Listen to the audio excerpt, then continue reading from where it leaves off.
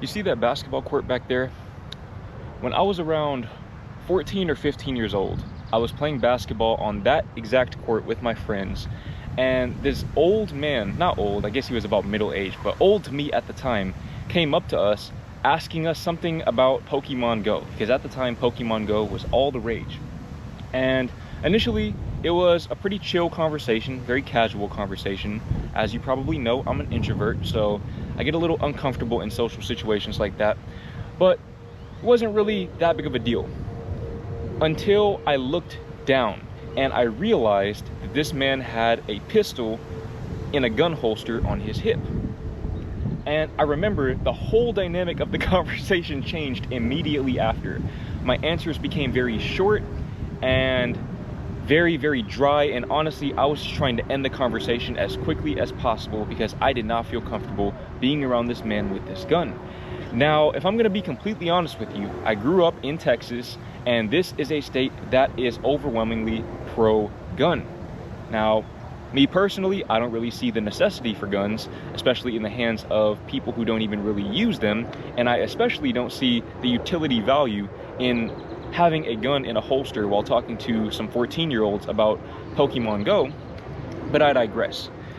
That was actually, if my knowledge serves me correctly, if my memory serves me correctly, the only time I've ever actually seen a gun in person. And I find it really fascinating because that's definitely not the typical experience of most Texans. Again, a lot of Texans own guns themselves, and those that don't have been around guns at some point in their lives because guns are very normal here in Texas and really in the US overall.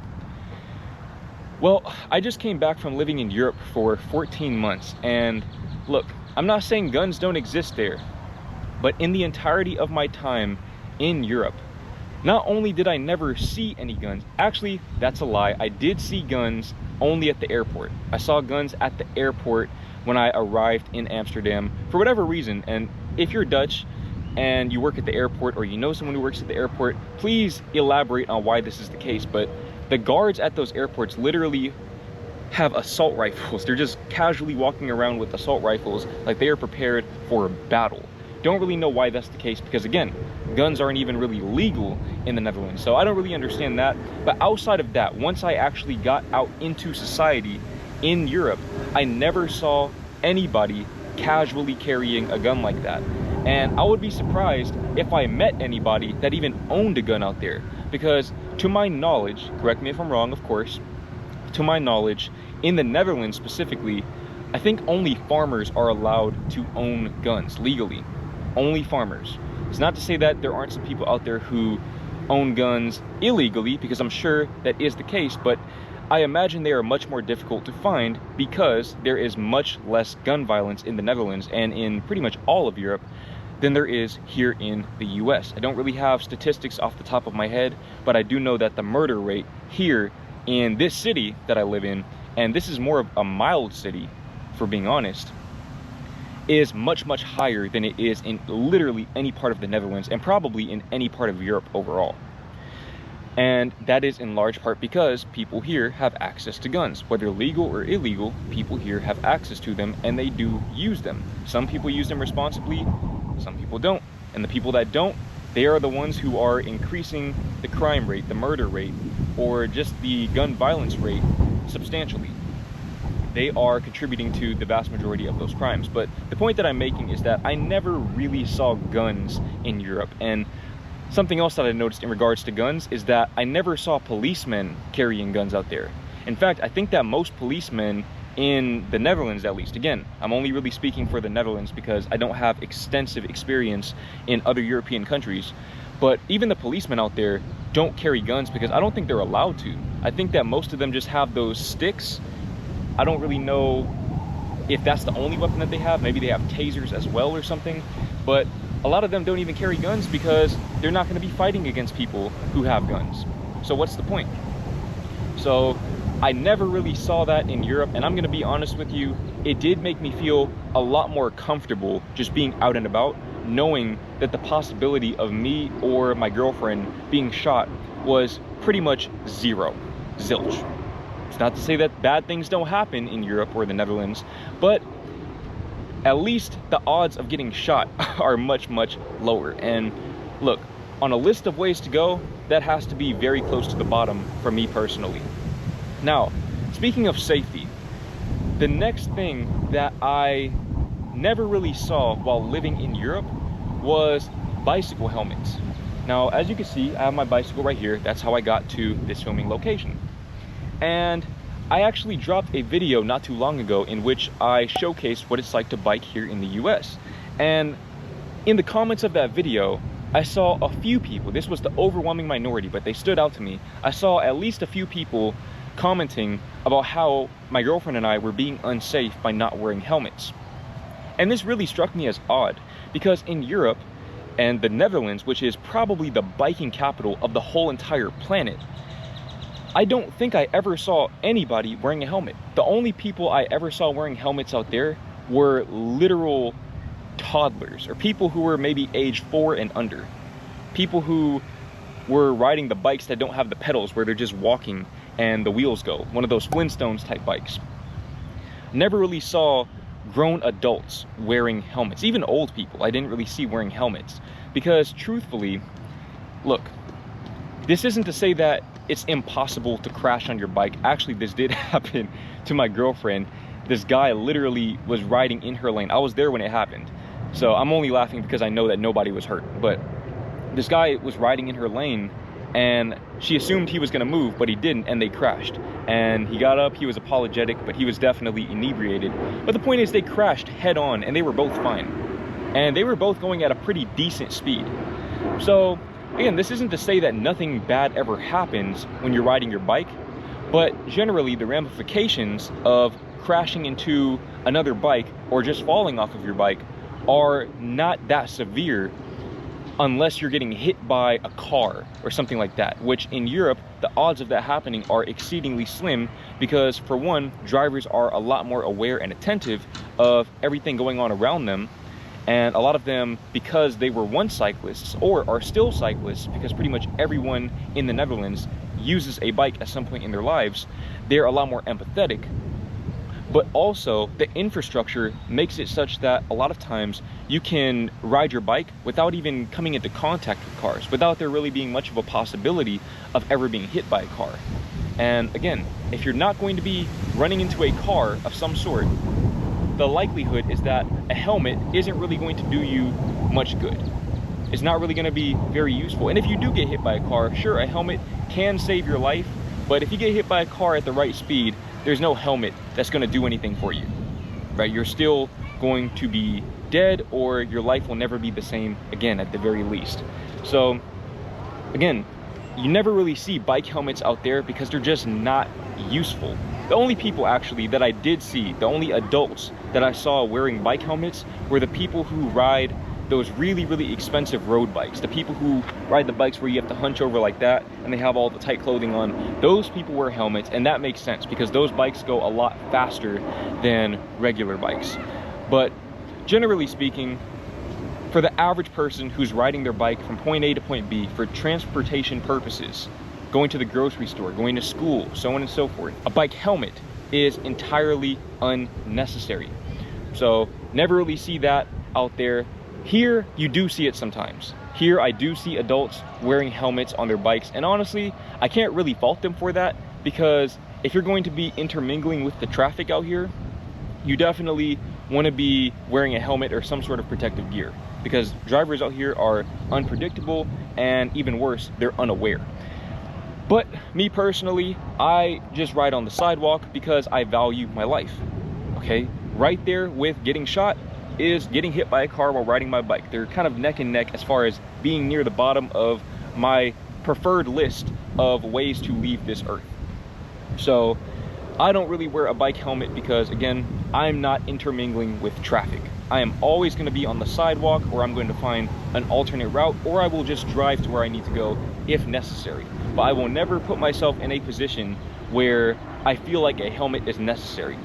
Basically, for me, the rule of thumb is, in the US, this doesn't apply in Europe, but in the US, if you need a bike helmet, if you feel like you need a bike helmet to be safe, you probably shouldn't be biking in that place. But that's just my personal opinion. Now, on a more positive note, okay, let's take a step back from death and all of that other stuff.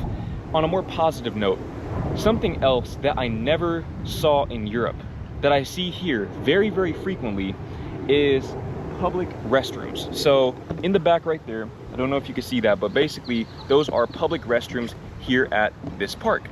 And let me tell you, having public restrooms, free public restrooms at that, is absolutely wonderful. That is the one area where I will say, just unequivocally, that America is superior to Europe, is the prevalence of free public restrooms. I said this in a prior video, but I imagine that the only reason why we even have free public restrooms is because it's required by law. I don't know if there's an actual law, and if there is, I don't know exactly what that law states, but this is just me using deductive reasoning because, look, America is profit driven.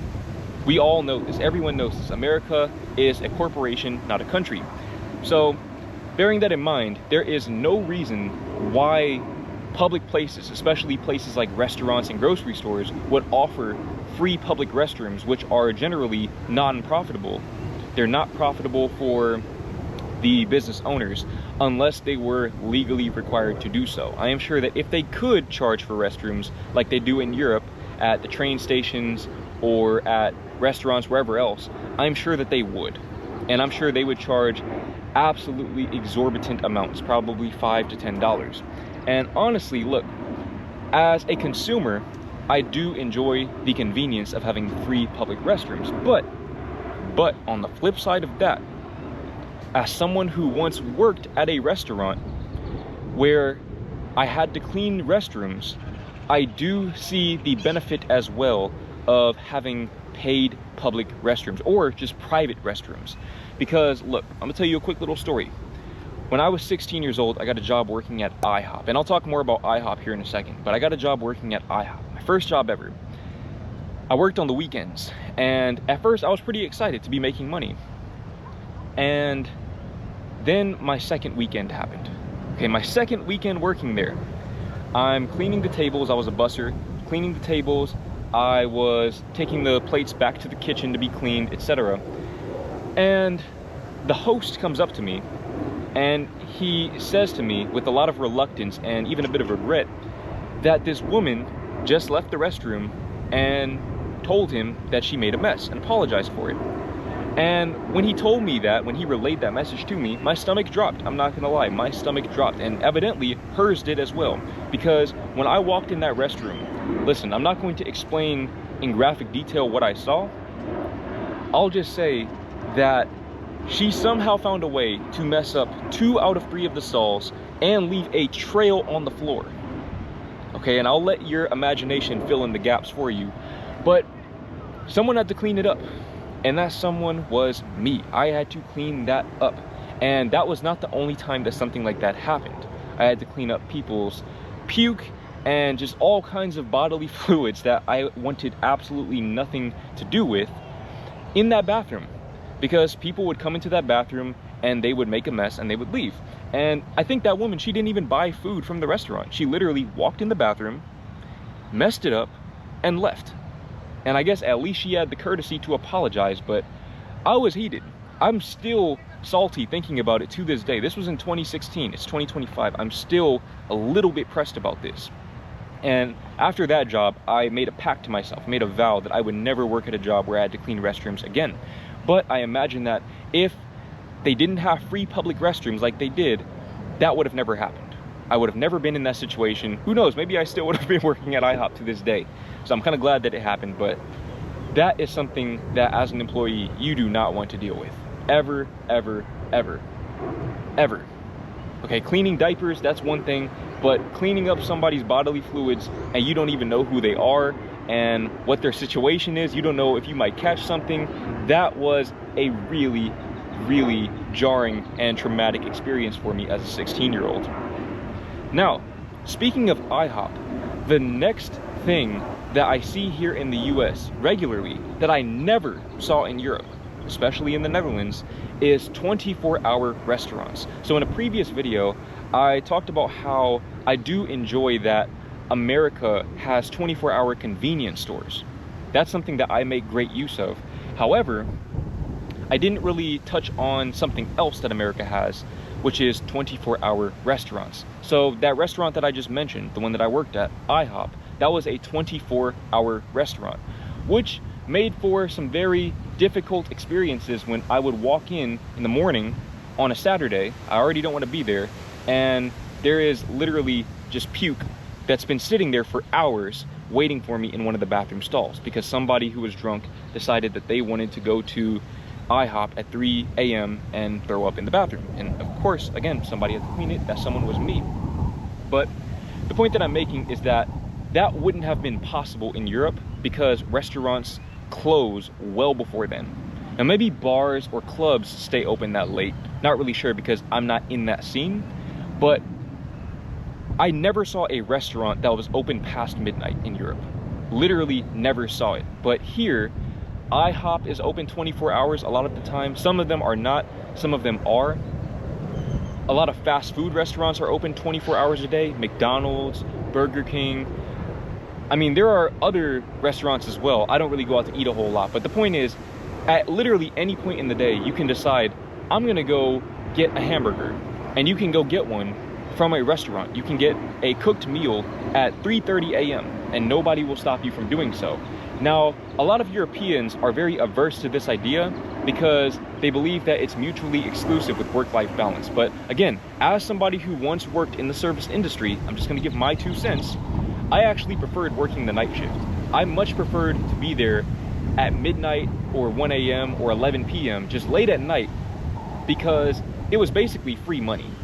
Even though these restaurants are open very late at night, people aren't necessarily going there late at night. Some people are, again, especially the drunk crowd. Once the clubs and bars close, a lot of times they're going to these restaurants and causing mayhem. But in the times where I worked the night shift, it was completely dead.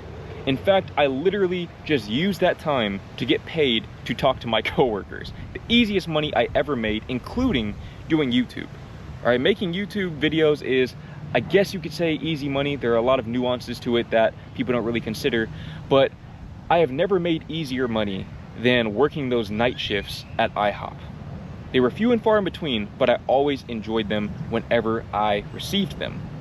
And I'm saying this to say that it's not mutually exclusive with work-life balance by any means. Because you can also, when you apply for these jobs, you can set it up to where you are not available to work those night shifts. And that's where people like me would swoop in and work those night shifts and get the free money again. But of course, I feel like European life is much more structured. It operates on a more rigid schedule, so people are eating at a specific time with their families, and those time blocks are sacred for Europeans. So I completely understand why there would be an aversion to working at those kinds of hours.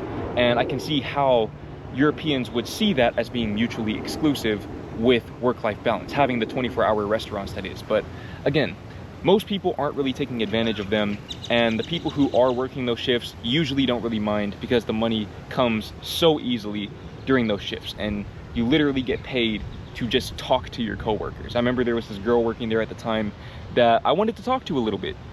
All right, I didn't really have a puncher's chance in hell at that time. I was 16 years old. She was probably 20, 21, something like that. But I wanted to talk to her. And one of those night shifts, there was nobody there.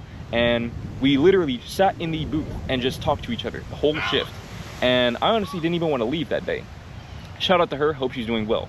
But again, easiest money I ever made. And I personally enjoyed working those shifts. But I can see why Europeans would find it to be a little bit excessive to be able to just go and get pancakes at 2:30 or 3:30 in the morning. And evidently, most Americans do as well, because most of them aren't even taking advantage of that opportunity. Now, on the topic of restaurants, another thing that I see very frequently here in the US that I never saw in Europe, and this one really surprised me at the time, is pizza delivery cars. So I'm not saying that pizza delivery cars don't exist in Europe, I'm just saying I never saw them. So basically, here, pretty much all pizza delivery services are carried out by car, at least here in Dallas. I don't know about places like New York or just more densely populated urban areas, but here in the suburbs of Dallas, Texas, You will never find people delivering pizza by bike or by scooter. In fact, you never even really see scooters out here. People are not using the mopeds or whatever you want to call them. People here, when they are working in pizza delivery, they use their cars. They have a personal car that they use, and they stick the little logo on the top of their car. And I always wondered how that works, because I'm assuming you can take it off at the end of the day, but I don't know if it can mess up the roof of your car or whatever. All I know is that I just never saw that in Europe. I did see people delivering pizza by car a couple of times when we ordered pizza, especially toward closing hours, but they didn't have the thing on their cars. So they might get out of the car and I'm like, okay, that might be our pizza, but I don't know. And then they'd ring the doorbell and then I would know, okay, that's our pizza. But I never saw people out there driving cars with the actual pizza delivery thing, or just the brand of the restaurant that they work for on top of their car. The little stick thing that you put on top of it. I don't even know what it's called, but you know what I'm talking about, at least if you've seen it before. Again, in Europe, they seem to always deliver pizzas either by scooter or by bike, usually e-bike at that. And a lot of times you'll have the e-bike and you'll have this box in the back that you put the pizzas in, and it doesn't matter if it's raining, if it's cold outside, they are out here hustling and delivering those pizzas by bike.